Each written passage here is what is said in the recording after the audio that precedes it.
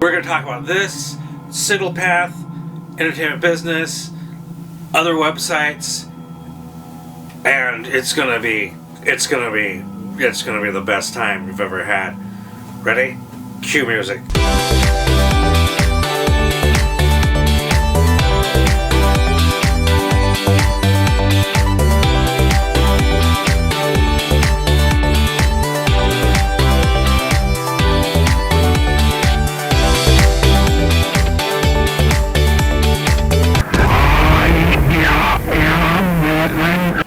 Hello children, my name is David, and as you can see I have a new friend here.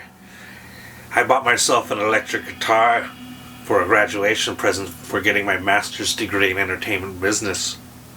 Isn't it exciting? It's exciting. Anyhow, you'll have to excuse me. I'll try not to look at the teleprompter even though I need to. Okay. Hey, before I get too far ahead of myself, let's say we're trying to get 1,000 subscribers, so every little bit helps. So if you like what I'm putting down, feel free to click the subscribe and like and let the algorithm know that you love me as much as I love you. And don't forget, you can hit the annoying little bell and you'll know exactly when I'm uploading any kind of really good content that you can see right here at I Know My First Name is David, a bad graphic production. Yeah, so what happened was I was talking to my digital marketing guy, Jay. He's a musician, and I was telling him I really need to get myself something for a graduation present for getting a master's degree, because it's kind of a big deal, right? So with all the planning we've been doing for the studio itself, like, you know, the pro forma and all the financial stuff, and everything's about cameras and lights and everything that I'm already gonna get, you know, it's like, okay, you know, I'm already a master at that, so what else is there to conquer? And growing up, it was always like, yeah, since I'm already a photographer and all my friends are musicians, I'll handle the photography stuff. So anyhow, so Jay was like, well, dude, why don't you get an electric guitar and I'll teach you? And I was like, you know, that's a good idea. So I went to the Center for Guitars, and that's where I was looking for a Mexican Stratocaster, and that's when I happened upon this. They didn't have any Mexican Stratocasters, so I said, well, what's with this? And they're like, oh, that's a J. Mascis Jazzmaster. So, you know, I was like, really? And they're like, yeah. I'm like, well, can I touch it? Can I feel it physically? And they said, yeah, sure. So they brought it down off the shelf, and it settled upon my lap. And that's when I said, God, this neck is really good. It feels like it should be on a better guitar. They're like, yeah, people have been saying that. So they plugged it into a 35 RT Orange Crush amp, and I bought it too. It's right over there. And anyhow, I was like, screw it, let's get it. Let's see what we can do with it. And it was that easy. So the thing about J. Mascis is in the year 2000, the future, my buddy Chris and I, we were going to go see, well, I got us tickets to go see J. Mascis at the Java Jive in Salt Lake City. I think it was the Java Jive. And this is when he wasn't in Dinosaur Jr. anymore. It was the in-between phase where he was in J. Mascis and the Fog. And so J. Mascis, but he had legendary punk bass player Mike Watt as his bass player. And here's some photos. But Chris, living with me, Chris got me into Dinosaur Jr. back in the day. When he got me, for Christmas, he got me a cassette of Green Mine, and we played it all over the place. And so J. Mascis has always been a hero of mine, and I'm like happy.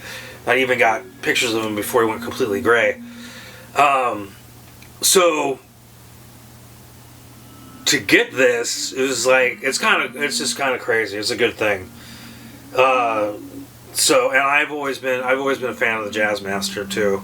It kind of makes sense because I mean, Elvis Costello, Sonic Youth, just to name a few. I was United States Army Signal Corps, and right before Chris, the guy that got me Green Mind, he right before he died, I was in school to go SATCOM, and I was learning signal flow and everything for, you know, because it's signal.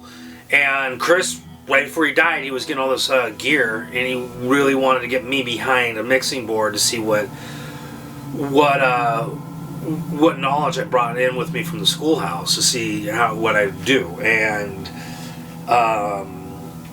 so once I got a big muff pedal, which is a required pedal, I think, for anybody that's from Washington State. And but then that kind of like, it was like, well, God, I gotta find my tone. You know, like tone. And so I started watching JHS, their YouTube channel on everything about pedals, and then I've been on Sweetwater going through what they got to offer. And so I've got 1, 2, 3, 4, 5. I got 5 pedals at the moment, right? 6, including the big muff.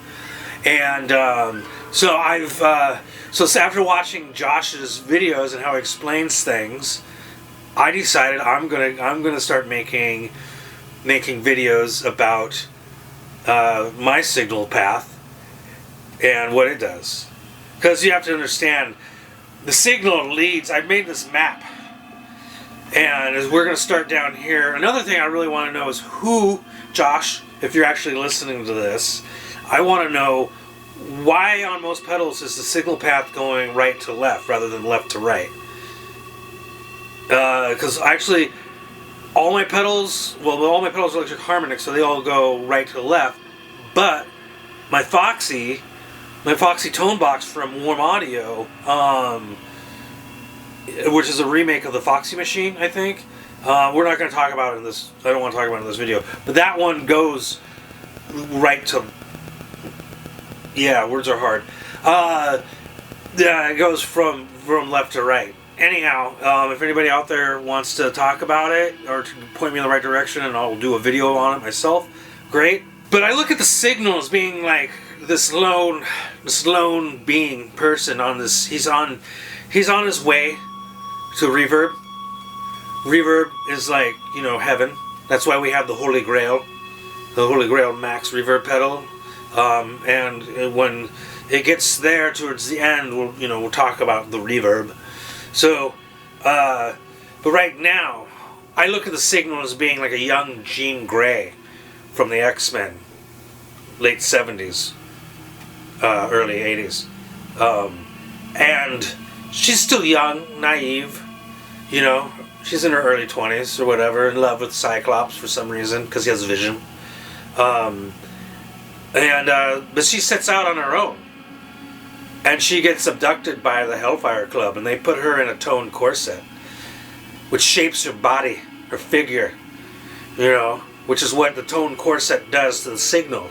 It shapes it, makes it into something that the other pedals can handle. It's not just all going off all willy-nilly, the highs and the lows. It squeezes that stuff, squeezes the dynamics down so stuff doesn't go flailing off into the high end or the low end. It's all right there. It might just squeezes the dynamics, so you can shape it like it's in a corset. So after being molested by the Hellfire Club, that's when the Phoenix Force, or in this case, the Cockfight, is awakened. She's awakened by this new power. It's like it's so dirty, and like scratchy. Sounds like a broken transistor if you turn the bias all the way up, and you put it in the crying section. Like here's some examples.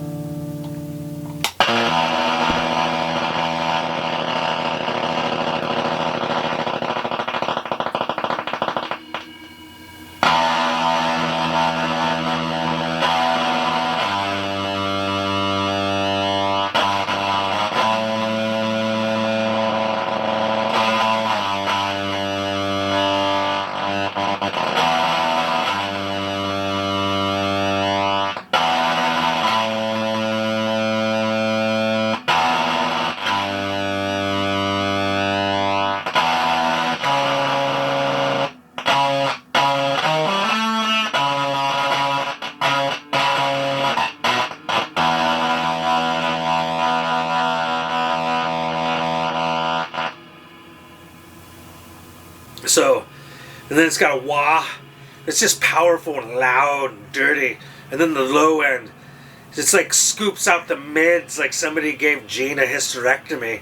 And but it's gonna be okay. She's gonna get along okay because it's just a filter. It's not really giving her a hysterectomy.